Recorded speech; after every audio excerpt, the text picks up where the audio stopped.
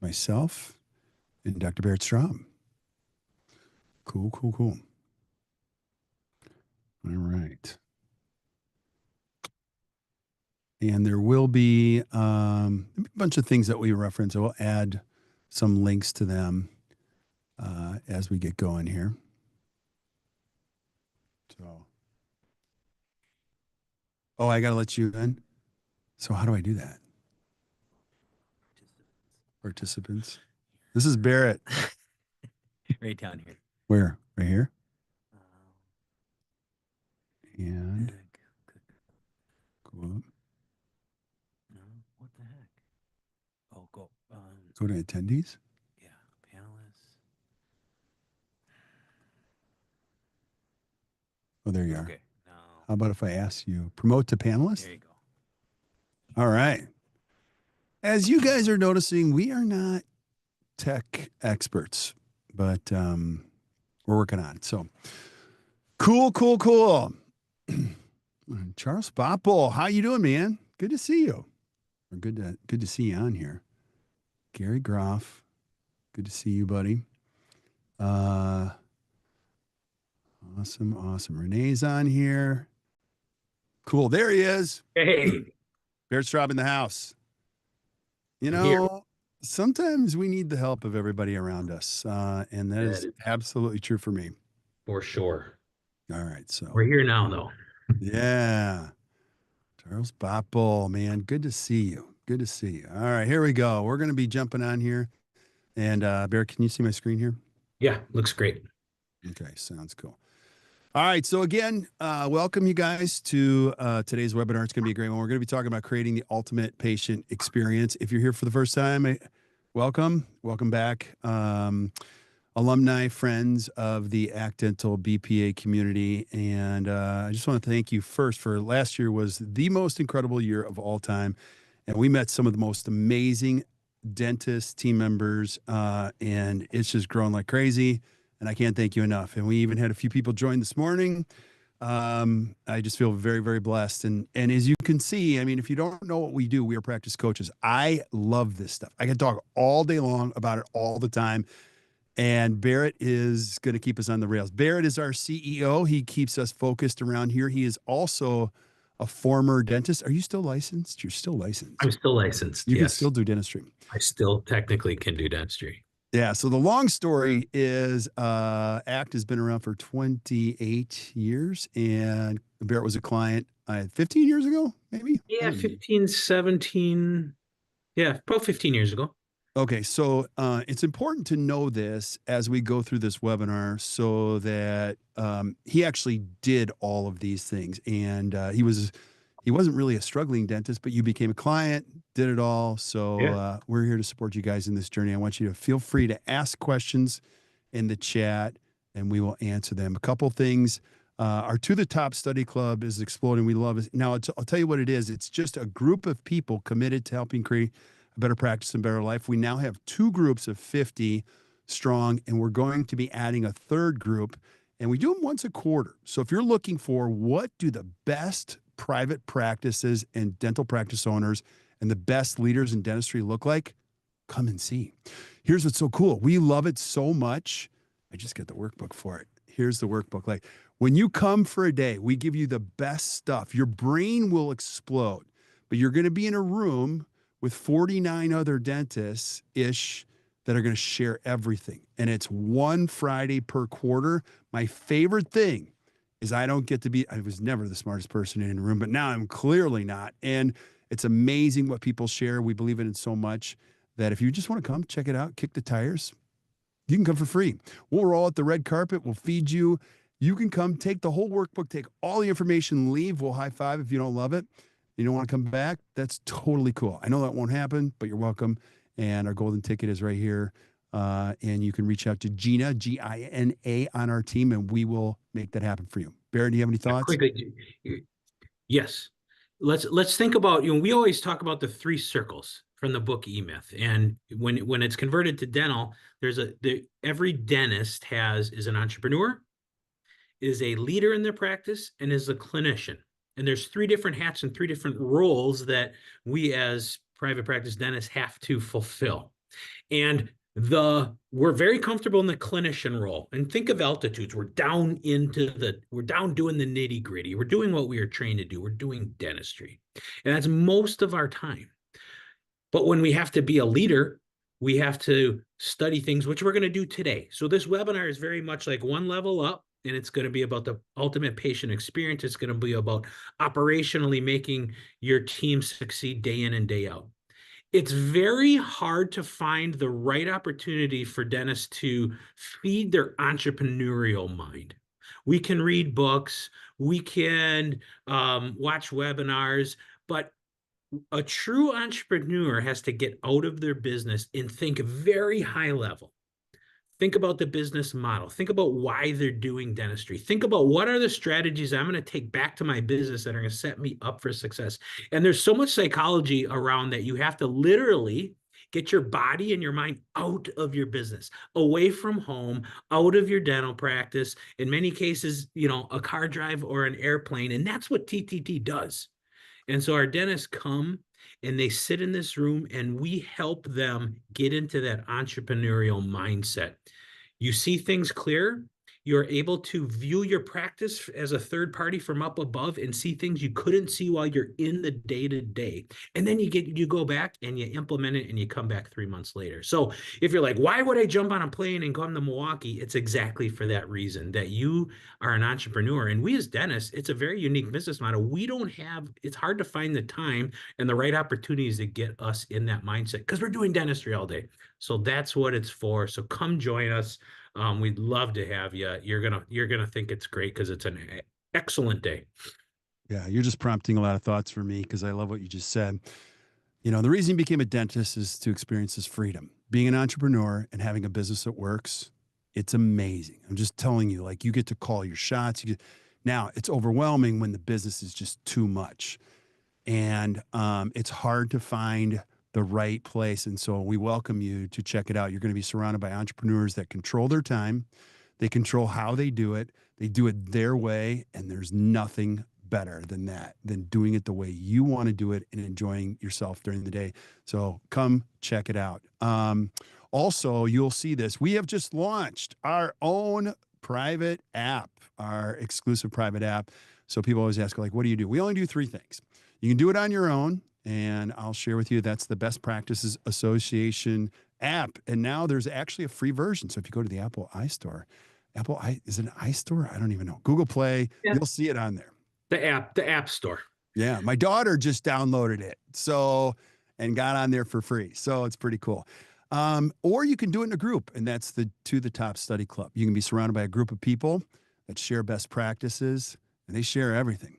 Or if you've just tried everything and you're like, I've done everything, and you just want some help, we'll help you do it. We can provide the one-on-one solution where people are like, I've just built a great practice. I just don't have the time to think about this. Help me. And so if you need that help, feel free to raise your hand. And that's our bread and butter. That's what we do. So cool. And we're adding more and more tools. We just did some more today and yesterday. Miranda Beeson, our amazing director of education, is adding all of those things back there, and you can join back here. We have an office manager study club now. We have a hygiene study club. More to come on the way. I'm so excited about it. So you ready to roll? Let's do it. All right, cool. I picked this backdrop because this is BKS. Shout out to you guys if you're on here. You're one of my favorite of all time. Now, let me tell you why. First of all, they're in Fort Atkinson, Wisconsin, which is a tiny little town where I was born. So this is weird. So I was Were you born really? there. I didn't know that. Yeah, my mom and dad. My dad was a football player at Whitewater. And so, Yeah. like, they got pregnant with me, very young age, 20 years old, 21. And I was born at that hospital. And so when I go back there, it's pretty cool. And BKS has built an amazing practice, and they've turned it into what they want. And it's so much fun listening to them talk. And you'll see what we're going to talk about today. They've leaned into these principles about creating an ultimate patient experience. And so my hope is today, as you guys listen to this, you see some of these things, chime in, ask questions. We're going to add some perspective. And I want you to apply this to what you're doing today and then do something about it starting next week. But let's talk about why it's important to create an intentional patient experience for the people coming into your practice. Because the key here is retention is more important than acquisition. Like this flies in the face a lot of the narrative out there. A lot of people say, well, I got 200 new patients a month. Well, that sounds terrible. It just does. New patients sometimes are the worst. Okay, not all of them, but the wrong new patient, they don't know. And even in our business, when people go, I found you on Google, I'm like, oh gosh, you know what I mean? So not all of them are bad, but it's so much better to keep one person who is your person, who's the right fit, and grow them over time. It's much more profitable. Loyal patients generate consistent revenue. They require fewer resources. They know you, they like you, than acquiring new patients. Now, not everybody agrees with that, but we see it firsthand. Your patients are more likely to accept treatment plans, schedule routine visits, and refer friends and family when they are in your practice and they go, I trust you. I want you to write this down. The single greatest currency of your entire future is one thing. It's called trust in your house, in your business, and with the people you serve. And I don't mean to be a doomsdayer, but I think trust is going to plummet in the future because there's so much information. I'm now watching videos that aren't even really the person. It's AI generated videos. I long for someone I totally trust this person. I trust my accountant. I trust my CEO. I trust my friends. I trust this person. So trust, when you build trust in your business, it will last forever. It will attract more people and create more of that currency. So just important to remember. Now, word of mouth drives growth. People don't like to hear this, like word of mouth. Oh God, here we go with word of mouth. Word of mouth is huge when it comes to finding who do I trust. Even, okay, yesterday alone, let me go back here. My wife and my daughter both went to brand new hairdressers. I don't know hair. I've never had hair. My wife drove almost an hour to a new hairdresser. And it's the only reason she went there was two of her friends are like, they're the best. And I don't have hair insurance. So that's a lot. I was looking at how much that's a lot of dough. My daughter came back and she looked absolutely stunning. And she went to another hairdresser just because word of mouth. There's no Google, there's no nothing. It's all word of mouth. And that's where the Barrett household spends all their discretionary cash. It's usually on hair. Same thing in your practice. Satisfied patients become advocates. They fight for you. They go, no, no, no, no, no, no, no, no. You don't go to anybody else. You go to my person. My person, they're going to be expensive. They're really good. You're going to love them. And they share positive experiences. You're half in the door when these patients are half in the door when they're referred on a very, word of mouth basis. And one glowing patient referral can spark a ripple effect, bringing in new patients at little or no marketing cost. Now, I know very little about the motion picture industry, but I have a friend who works in the motion picture industry, and it sounds like a tough industry. But he told me one time, he said, you know what makes a motion picture work? I go, what? He goes, do you think it's marketing? I go, no. He goes, it's all word of mouth. We do so much of a push, but what makes it work is people saying, you got to see it. You got to see it. You got to see it. So don't ever diminish the importance of somebody believing in you. Because when you have one person that believes in you, they tell another person to believe in you, that another person believes in you. So really, really important. And trust and loyalty builds long-term relationships. First of all, these are the people you love. You actually like your schedule when you do it this way. And strong relationships can lead to patients prioritizing their dental care and following through with recommendations. Here's one thing, write this down. People don't cancel on their friends. They don't. They'll cancel on somebody I don't know or I don't trust or I don't like. You can't cancel a hair appointment because you got to wait another 8 weeks to get in, right? So it's important to know that like these relationships drive your practice. You can also have a little bit more of an honest conversation with somebody that's been in your practice for a long time. And when you treat people well, you make them feel cared for. They will trust you and be a raving fans for year to come. Here's another thing to think about. All of the processes communicate one thing. We either care or we don't care. Think about that. So when you evaluate what we're sharing with you today, does it scream we care? We care a lot about you as a person. We care a lot about you as your care. And so, how do these processes work? Any thoughts you have before we start to go inside the practice, Barrett? Yeah, if we think about new patients, and like you said, there's this emotional push to get lots of new patients, and we all want and need a certain amount of new patients. One, we should know how many we actually need. How do you do that? You look at patient attrition. Who's walking out your back door? Who's just went from 18 months to 19 months without having an appointment? But if we think about it, if we have enough chair time to see 50 new patients in 1 month, that means that we have a lot of patients leaving. Because if we didn't, those chairs would be full. Yeah. And so we have to just kind of think again, entrepreneurial, we have to think higher and different. How do I have enough chair time for all these new patients? I must have patients leaving. And the number one way to reason to have an outstanding intentional patient experience is so that you can differentiate yourself. If you're just attracting patients, a ton of new patients, half of which are leaving out the back door, because you're not differentiated, it's a constant cycle of finding new patients. When you do get a new patient, you want to keep them forever. The only way to do that is by having an excellent patient experience. Yeah, I love it. I love it. I started this journey at 24. I'm now 54. So I've been in this industry for 30 years, practice coaching. And I'm going to be repetitive on this. If you guys have ever heard us talk about this, people always ask, like, how do you create a great practice? It's one patient, one day at a time. Now, let me frame this, why this experience is so important. The best practices we work with, now you can extrapolate these numbers if you're a dentist and you have multiple providers, but our best, just think about this. A great dentist only needs 1,500 patients. The better the dentist, the less they need. Our best producers only need 1,200, maybe 1,100. We have some dentists that only need 900 patients. So think about that. You only need 1,500 patients max. That's one thing to think about. If you have two full-time hygienists, ballpark, they only need 750 patients. So those numbers are in the same ballpark. Okay. If you see patients twice a year, if you are a young dentist, listen to this right now, and you get your brain around that, you're 30 years old, you have 3 more decades.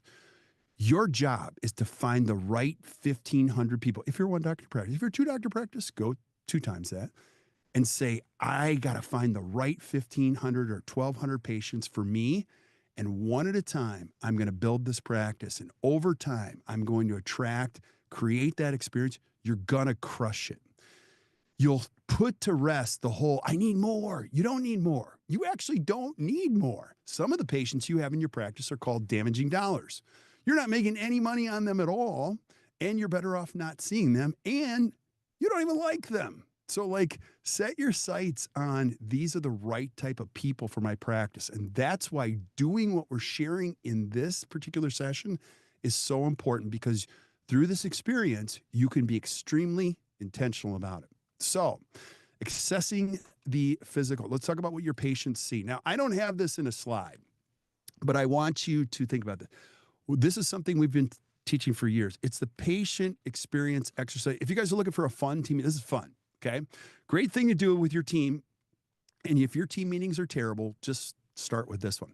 Just say, hey, we're going to do the patient experience exercise. Everyone grabs a notepad. You're not allowed to talk, no talking.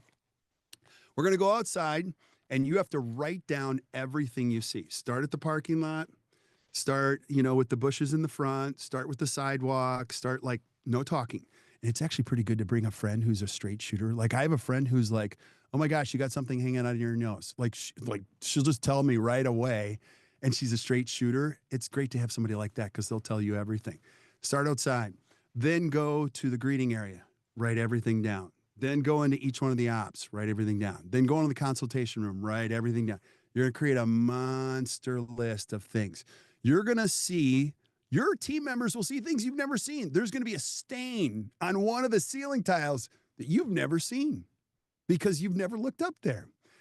And you just put them all on a list. And I want you to organize them in 3 different categories. Here they are. Number 1, costs nothing. Okay, one of the things you can do is update the magazine, pull some weeds that are in the sidewalk. There's weeds in your side. Like, pull those out because those speak volumes of your lack of attention to detail. Some of you have, I don't, you know who you are. Some of you have signs that the letters aren't lit up. Like one or two of the letters, like fix that. That might cost a little. So you organize these items into three lists. Cost nothing, costs a little, costs a lot. Do you know what I mean? Like doing a new parking lot costs a lot sometimes, but paint and walls, flooring and walls, we've had a lot of practice in the accidental community. Just do the floors and the walls and the ceiling tiles. It looks like a brand new practice. It's gorgeous with very little cost. We did this years ago with my team, and it is, you have to do like you're saying, Kirk. You have to actually go through the motions. You have to walk out in the parking lot with the pad of paper. You have to do it while you're not seeing patients. You have to get your mind right. And it's shocking, a little bit humbling, and really helpful. We did it, and it was the same thing. I was one, my office sign was peeling, it's paint peeling off. I'm like, oh my gosh, I got to do that. And we did it like the next day, made the order. We had to fix some of the parking lot. The biggest one is you get in the dental chair and you tip yourself back and you just sit there like, I'm a patient. I'm sitting first, patient sitting up. I'm looking out the window. I'm looking at the computer monitor. I'm looking at the clutter on the countertops. I'm looking at that stain that's been on the cabinet door, and you fix all that. I tip back, turn on the overhead light. One thing that was crazy was those plastic or plexiglass covers that cover the light. They're nasty. And I Yeah. looked at them like, oh my gosh, that is disgusting. So I instantly bought like 40 covers, and we changed them out every month, because that is nothing worse than to look at what appears, even though you can't clean it because it gets stained and there's acid and all this stuff. Those are the kind of things that you find it's really helpful, and it's super fun actually for you to do it with your team, because everyone's pitching in. Yeah, I was just going to piggyback on that. Once you let your team be part of this, they actually feel like they have a voice in making the practice better. So it's so powerful. So I Yeah. highly recommend that. Now, you don't need to create the Taj Mahal. Shout out to Dr. Jones and Copeland, two of our favorite in the accidental community. Now, they also started in a strip mall. Like, Eric, if you're listening, hey, brother, I love you. Like, he did a scratch start living in his mother in law's basement, working in a strip mall. And then once he got to a certain place, he created his. It doesn't have to be over the top, beautiful, but the attention to detail. I actually have not been to his new practice, but I'm going to go. Like, he puts so much thought into the experience and the feel and the flow. Now, again, you don't have to do this, but like the point is this, you have to assess the physical environment. Is the space clean? It's organized. Sometimes people have too much garbage. I love simple. That's one of, like, the less clutter, the better. Is it warm? Is it welcoming? And are your waiting areas comfortable and thoughtfully designed? My favorite feature in a waiting area, guess what it is? It's this on the right. It's the beverage thing. The beverage thing screams volumes. Like, is it attended to? Some of you have these fridges, but they're empty. That screams volumes. Some of you have coffee makers, but it's dirty. I think it's important. Like, the details matter. So that's part of the checklist in the morning is like, is everything stocked? I used to work in a grocery store. Everything had to be faced and it all had to be straightforward. And so I think it's important. And you know what? Coffee is cheap, Kirk. And It I have is. to judge all businesses. Do they give away free coffee? If a hotel doesn't give away free coffee, I will never go back. If the not the gas station, a grocery store, or the local grocery store in town, they give away free coffee. I love that. I get free Yeah. coffee. I mean, it's such a nice touch for so many people just to give away, a Keurig Yeah. can. It's Yeah. pretty. It's we have a Jeep Wrangler in our family now. I actually I don't love going to get service on it, but I love going to the Jeep Yeah. place. It's a motto, I'll call it, because their coffee machine is fantastic. So I'm like, I'll take the Jeep today. And my wife was like, I'm like, it's great coffee. So I don't know, it's weird, but those little things matter when it comes to this. So make sure you assess the entire situation. Now, another piece of this is greeting your patients. Wait, I want to say one more thing about your physical space, and I don't have this in a slide. A lot of you have monitors everywhere, and I get it. Like, digital communication is important, but the challenge with information and digital images is you're putting the news on there right now, today, as we speak. the news could be the worst thing you have on those monitors. You know, I mean, if you look at the fires, I feel so bad for the people in California. I can't watch that and not feel anxious. I feel anxious. My kids asked me, what does apocalyptic mean? I was like, oh gosh, here we go. It's so anxiety driven to watch the news, or, you know, school shootings. It's so bad when they happen, but they take up the whole day in the news. Now, here's why I say this. There are dental practices that are running the news channels right there, and your patients are already anxious being there. It's probably the worst thing you could possibly show them. I'm a fan of this, and you don't have to like this. If you have monitors in your operatories, you should only have two things on them, nothing more. You should either have images of the patient and what you're talking to the patient, or they're off, or you should have the Food Network on.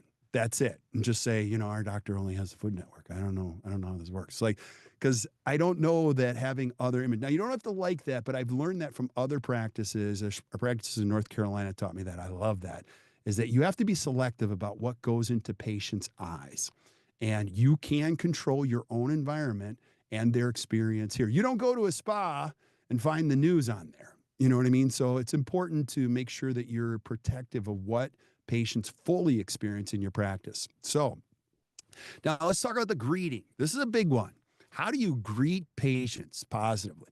Because that first, 10 seconds of meeting someone, it sets the tone for how it works. And I like the idea of it being warm and positive. The power of a smile and a genuine hello is amazing. And it's never talked about like it should be. I can tell you how happy your team is, not by looking at their face and hearing what they say, but it's their eyes. Let me give you the secret of a photo or a greeting. It's not the mouth, it's not the words. The eyes tell me the whole story. The eyes tell me if the person's happy, if they're happy to see me, whatever it is. And the nonverbal cues, as eye contact is number one, or body language, signal that we care. So I think when it comes to seeing somebody, you have to be very intentional about how you say hi to them. And I get it. You can be running around crazy, but take a deep breath and treat people with great respect, And here's another thing. This is in the slide either. I took a Dale Carnegie course at the age of 25. I did not want to. I'm like, I'm not taking a course. It was $1,000. I remember my mentor paid for it. I'm like, I'm not going to a course to learn how to shake hands. Like, I know how to do this. Well, little did I know, I didn't. They actually teach you how to greet people. And it's one of the major sessions. And they teach you which eye to look in, which I didn't know. And so if you're listening to this, do you know which eye to look in? You always look in the left eye. I didn't know that because the left eye is controlled by which hemisphere of the brain? The right, which is the emotional side. It's the gate to the soul. So ever since then, I'm like, sometimes people need to be taught the basic neuroscience of greeting.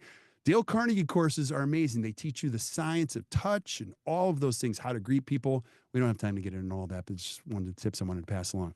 Now, if you're struggling with this, another thing to think about with the tiers of service, this is a handout. This is a tool that we've had for a long time. Another great team meeting is to compare, like some of you are dentists and you get exposed to a lot. You go to a great education, you're like, wow, I want to do that. And then it's hard to transmit that experience to your team members. But the best way to do it is to do that with them personally. There's different tiers of service. You've got the Ritz-Carlton, you've got Motel 6, you guys have all heard these. You've got like a high-end restaurant, like Capitol Grill or something like that, and you've got a McDonald's. There's all ways to do it, but we've got a handout here, and it's actually, if you join the BPA, you're going to find a lot of this back here. And if you need help with this handout, you can just email us at info@actdental. We'll send it to you.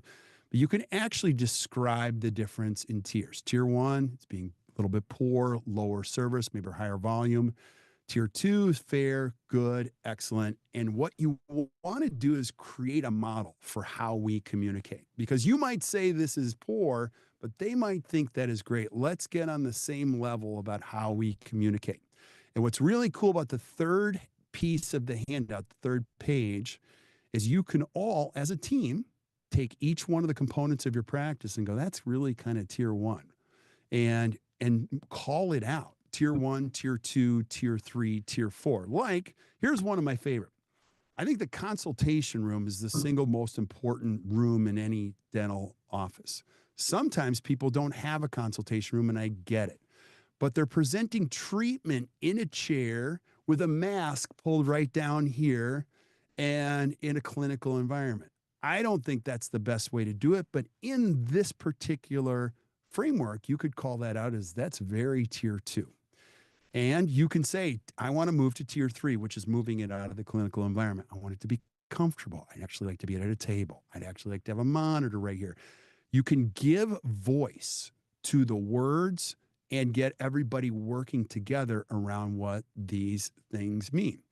Um, Even when it comes to scheduling a patient. So each one of the components of your practice, you can call it out and you can actually build a treatment plan together with your team. Say, hey, listen, I think we're tier two and how we schedule patients. I want to move to tier three. Well, your team members are going to go, what does that look like? And again, you'll find a lot of resources back in the BPA on what that all means, but it gives you a framework to improve things. I know firsthand that how I experience things isn't the way my team members experience them. And so these tools are designed so that you guys have a common language to talk to improve things together.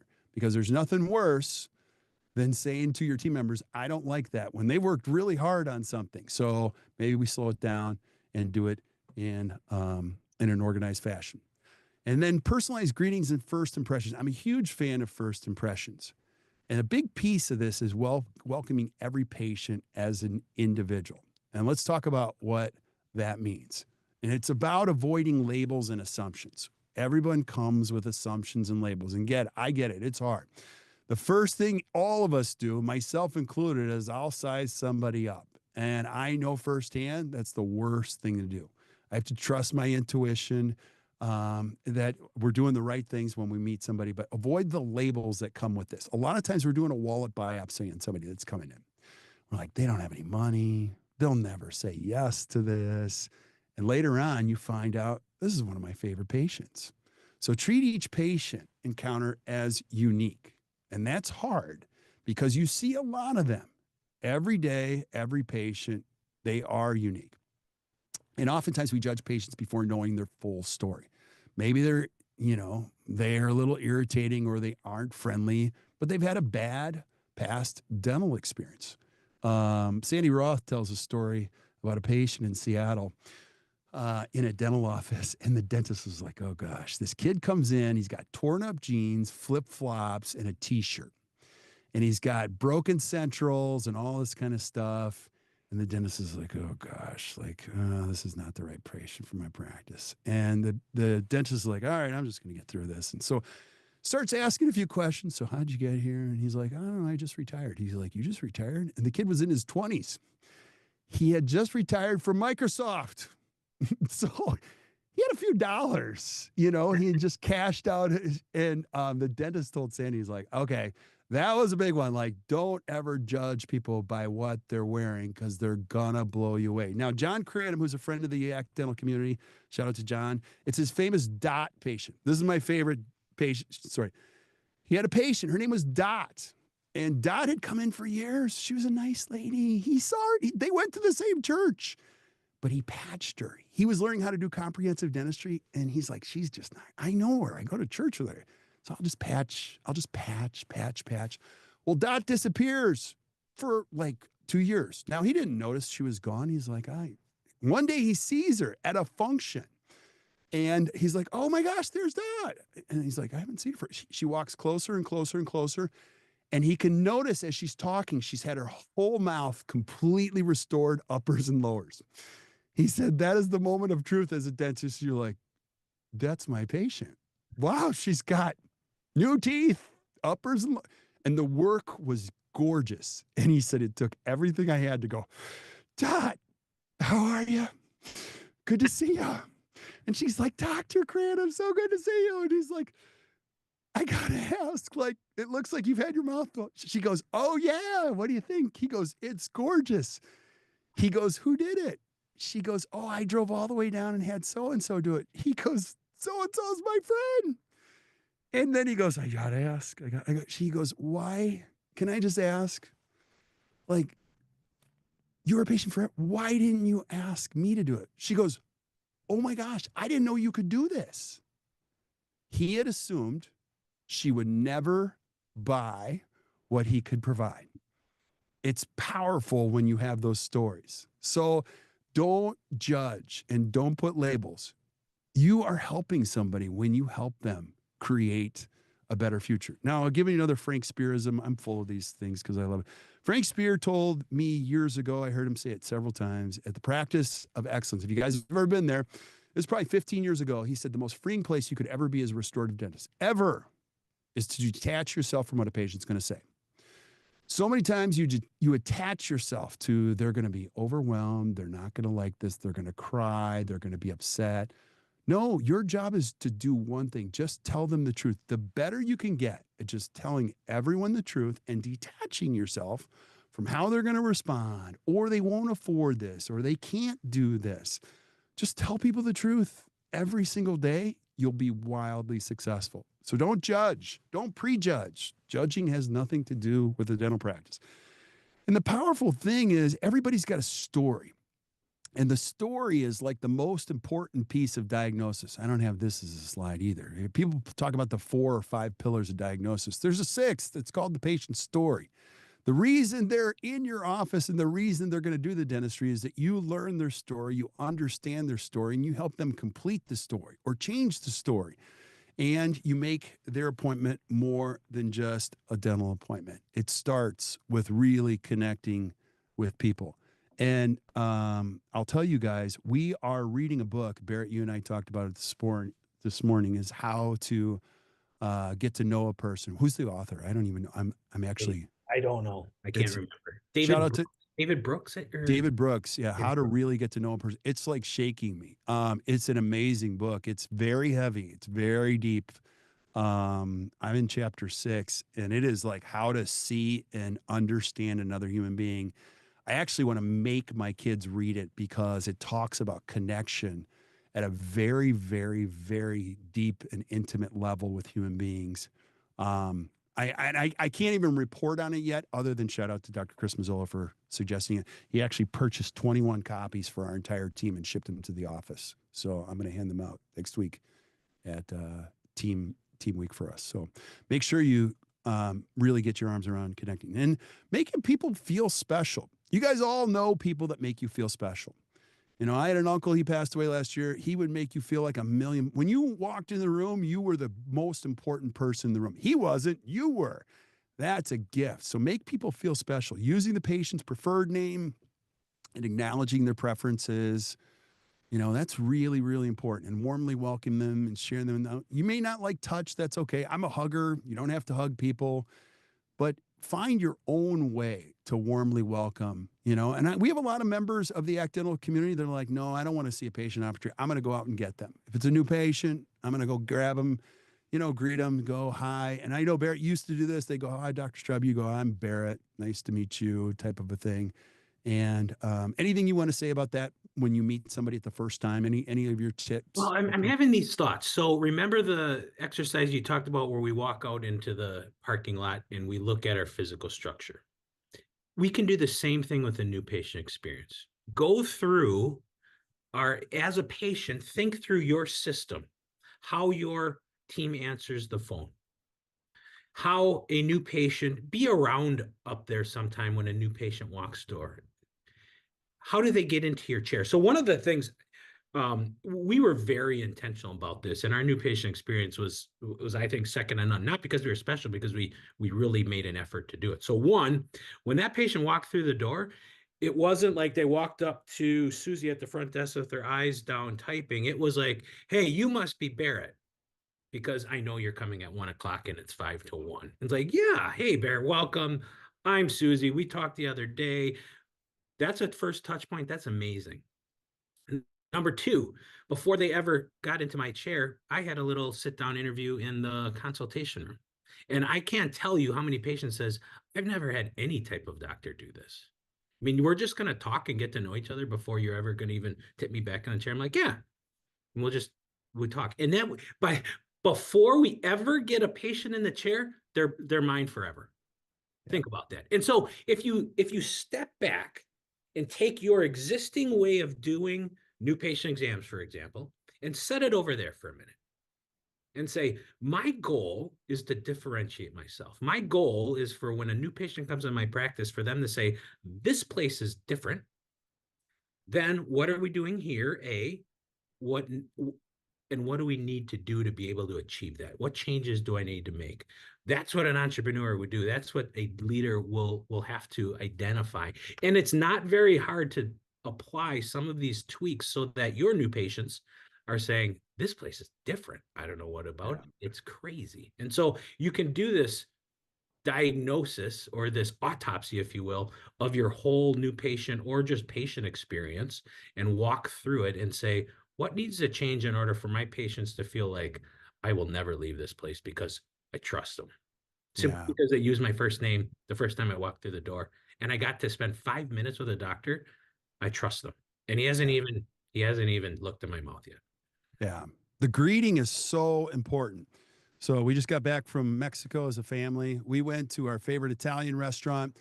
They have a board up there and it has all the families. Welcome, Barron family. I just felt so special. They misspelled a few of the letters, but that was my fault.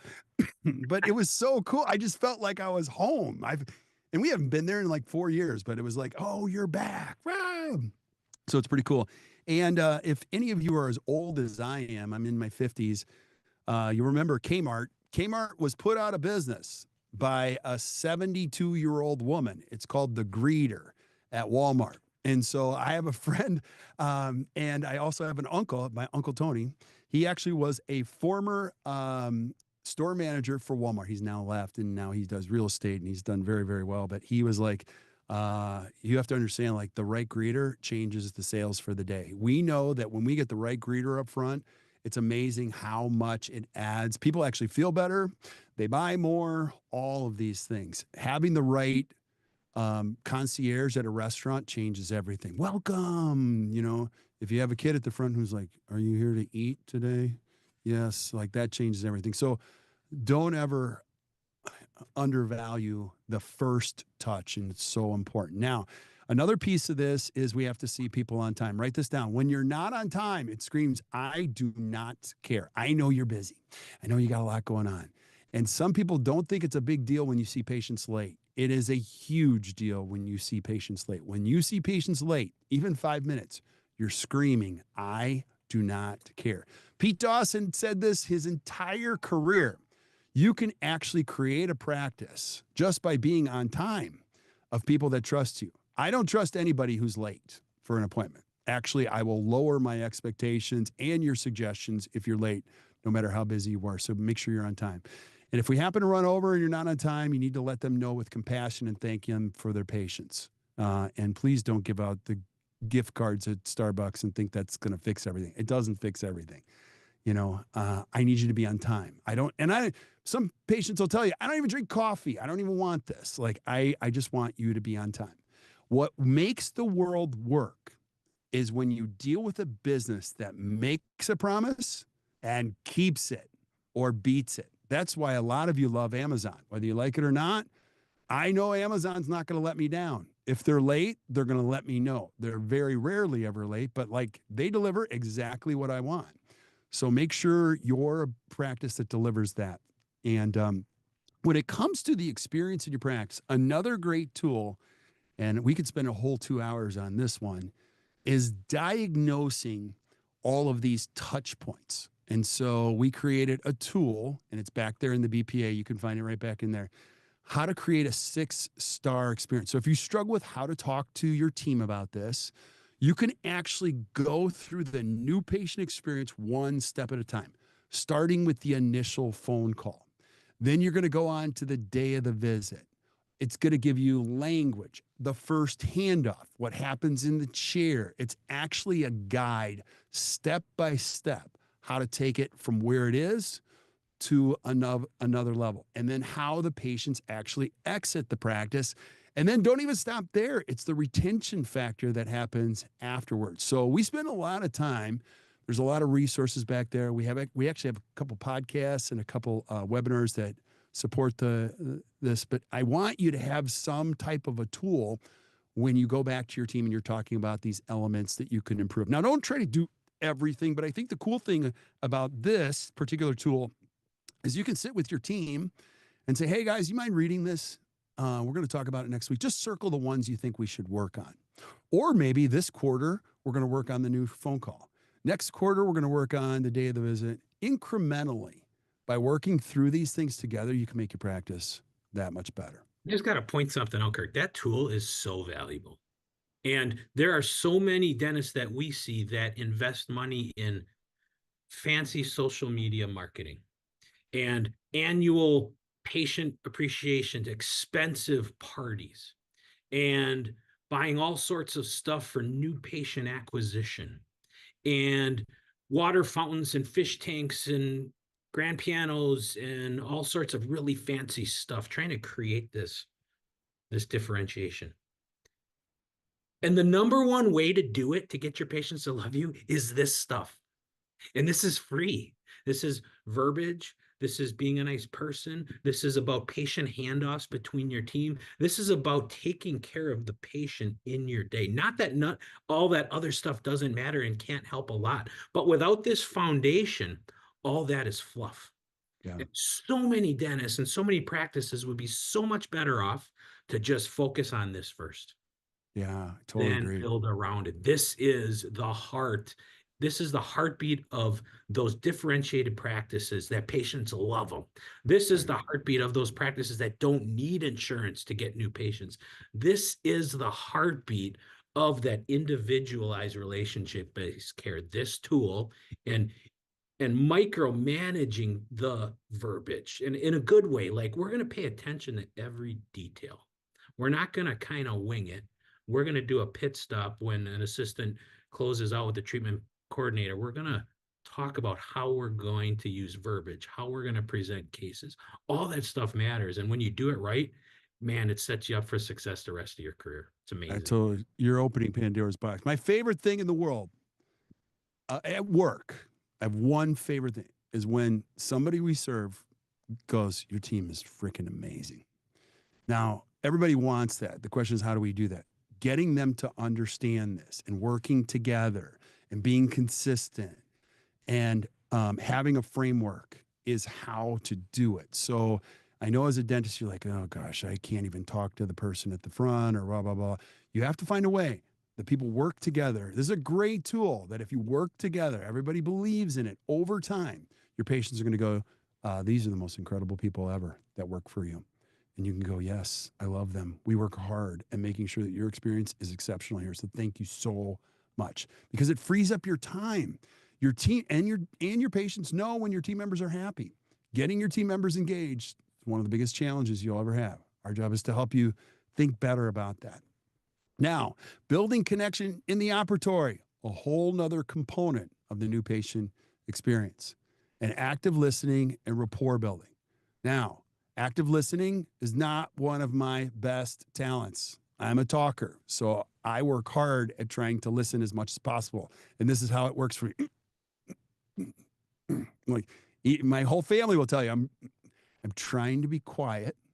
And there's a difference between listening and learning when to talk. Those are two different things. Like fully listening and then finding out when the time to talk is, that's a lifetime journey. But when you practice active listening, when the patient is talking, your goal is to figure out who the patient really is. Like when they tell you something, one of the best things you can say is like, tell me a little bit more about that. Like how you got to have the space to be able to do it. Their goals and their personality style to better connect with them that's like the key to understanding them and their expectations. And then documenting personal notes. When they say like, I do this, or this is important to me, make sure somebody's writing that down.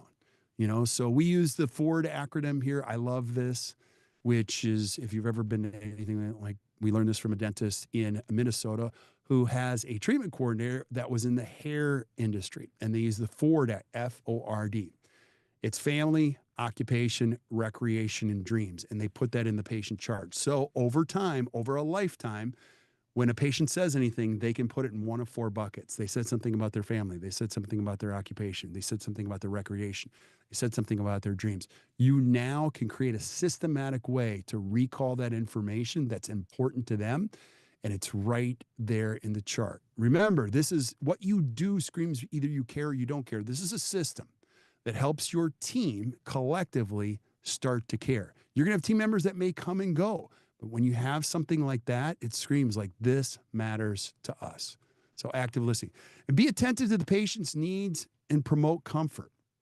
I mean, your patients, if they're phobic, that's a whole nother deal. Fear is real in this. And if they're fearful of noise, you can offer headphones. If they're fearful of needles, you can hide the syringe. Just make sure you're very, very aware of that stuff. And ask your patient if they want to know all the steps. Sometimes people want to know all the steps. Sometimes they don't. Like sometimes they just want to be in silence. And then check on the patient's comfort throughout the visit. Check their headrest, chapstick. Barry, I want you to share some thoughts. I'll share one story. Like one of my favorite, when I got started in this, I was probably 26 or 27. And there was a dentist, and he was awesome. He's now retired, but he invited a few members of his study club to come over to his office on a Friday. Now, I happened to be there, and he was teaching them about anesthetic. And I'm like, why are you? And he brought in lunch. He was like, I'm going to teach you all of my secrets I've ever learned in 30 years of anesthetic. I'm like, why do you do this? He goes, because this is really hard. And I don't want them to make the same mistakes I made. And so, how he started the whole thing was how he interacts with people. And he talked about touch and pressure. And he says, I always touch patients in the zone. I'm like, what is that? He said, the zone is from the shoulder to the elbow. And I explained to them pressure and blah, blah, blah. And he explained like oxytocin, not Oxycontin, but oxytocin and how that's released in the body. And like it was his way of really getting comfortable with patients. And he says, I've been doing it for 30 years. I let them know, here's what the pressure is going to feel like and blah, blah, blah. And then he would stop during procedures. He'd say, like, are you okay? Like put his hand on it. And like anything you would add, Barrett, that you learned in all the years of really connecting and promoting comfort? Yeah, one is again, of all the things we can really invest our time, money, and effort on, giving anesthetic is very high on the list. If you get known as being a good dentist to gently give anesthetic, patients will flock to you.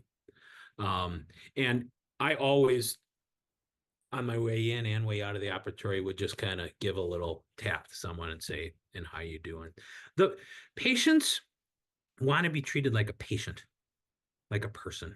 They want you to know their name, that they're not just part of your practice. So all these little touches, while they seem minute at the time, they're really important. And they go a long way. And when you get in the habit of doing it, it gets really easy to do it for all your patients all the time. And it becomes second nature. Using the right words, using touch when appropriate. And if you feel comfortable, getting really good and gentle at giving anesthetic to calm people's fears. I did sedation dentistry, so the phobic dental patients near and dear to my heart. And I think a missed opportunity for lots of empathetic dentists out there to treat that patient base. They're the most loyal patients you'll ever see once you get them out of that cycle of fear. But everyone's fearful, whether they're phobic or a normal, that everyone has some level of dental fear. So addressing it and just going there helps a lot. Awesome. Yeah. And I know some of you are adding some questions. We'll answer them here in a second. A big piece of this experience is a handoff. The handoff is critically important. We call it the elegant handoff. You got to finish the patient experience with a seamless, elegant handoff. You should never hand them something and leave them at the front. It's something you can't rehearse enough. Now, there's a treatment coordinator in Atlanta. Her name was Maggie. She taught me this. She's like, I never take a patient without four eyes. I'm like, what's that mean? She's like, I will never, ever see a patient that comes up here by themselves. When I check out a patient, I need four eyes. I want the eyes of the assistant or the doctor, and I want the eyes of the patient. Because in 1 second, I can make sure we're all on the same page. How many times? Nobody went listen to this webinar. Have you just left somebody at the front? And you're like, that's going to be hard. I'm going to go do something else and the team member at the front is just left there. That's a poor handoff. Hopefully, none of you ever have to go to Mayo, but I've had two family members go to Mayo, and Mayo Clinic in Rochester, Minnesota practices the handoff extensively. You'll never be left alone, nor will you be in the absence of less than two professionals at all times. They say, we're going to take you over to imaging. I'm going to go with you. They walk with you. You feel so cared for that you say there's nothing like this. Now, you can find micro elements of how you can apply this in your practice, but when you do this well, it screams, I care. The patient should never be handed off or left alone. I think that's one of Coyce's principles is a patient should never be left alone ever under any circumstance in any operatory anywhere through the dental experience. And then handoffs reduce the uncertainty for patients. When you take the time, remember, people don't want to leave. You can't have people leaving scared or confused or not trusting you. And you can reduce the amount of that when you care for your patients and you do this really well. It increases the likelihood of them accepting treatment. We buy things from people we trust.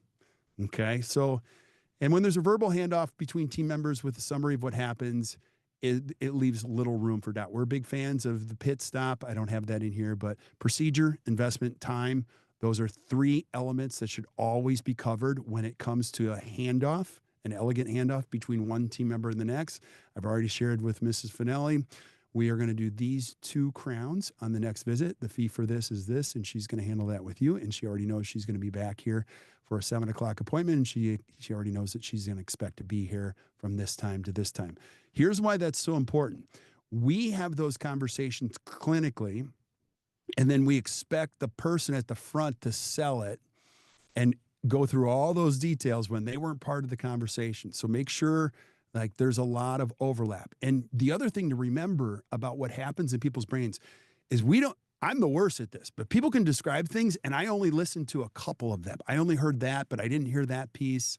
So you want to make sure that you're reinforcing consistent communication and everybody saying the exact same thing. These handoffs are 3-person interactions. Remember, 4 eyes. You're looking at both patients and receiving the team members during the verbal handoff. So we actually have a handout. We have a handout for everything. You guys, this is all we do. We geek out about this stuff, like how to do it, some of the steps. And again, that's all back in the BPA app. So a couple final takeaways. Sorry, this went long. We're done here in a couple minutes. The importance of viewing the patient experience holistically is critical. It's about seeing the big picture. You're going to need the help of your team to do this because you look through loops and lenses that nobody else sees. And so you want to think bigger about how we serve these patients and the impact of small little acts or incremental improvements like the tier exercise, like the handoffs, like the 6-star. They make huge improvements. Here's how improving a practice works. It's one day with one patient at a time. And when it comes to internally, it's just 1 week at a time. So if you take some of these things, you have regular team meetings, and you say, like, let's just work on this. In 4 to 5 years, you're like, wow, we're a different practice. So I'm going to stop right there, Barrett. I don't know if you can see the chat. Yeah, we don't have a lot of questions. We do have one about slides and so forth. So let me tell you how this works. And I want everyone to go to their app store and download the BPA. By doing that, you'll enter some information that'll make you a BPA basic member, and it's free. And as that free member, we're going to post this recording of this webinar right in there. So you'll go in the free, you'll see your dashboard, you're going to go to events, and probably sometime next week, you'll see this recording. You can rewatch it as many times as you want. Also, you'll see links to the 3 tools: patient handoff overview, 6-star experience, and the tiers of service. Those are accessible by our BPA premium membership. It's only $99 a month. So you'll have the opportunity if you want to upgrade, and you'll get all the tools, those 3 and hundreds of other tools in our BPA. So that's how we're going to access these. So go in there, free member. You'll be able to watch all our webinars, all our master classes for free, including this one next week. And you'll have access to the tools as well. Love it. We're adding stuff every single week back there. If any of you were part of the COVID conference, you know this is where we created some of the best educators, gave some of their best stuff, and it still hasn't stopped. Bill Robbins, Bob Margis, David Hornbrook, all of them have contributed to this incredible resource, and so many more back there. You can see the best educators in the world telling you their best stuff all back there in BPA. So join us. So Yeah, to see cool, back. Cool. This is cool, a cool, good one, cool. Kurt.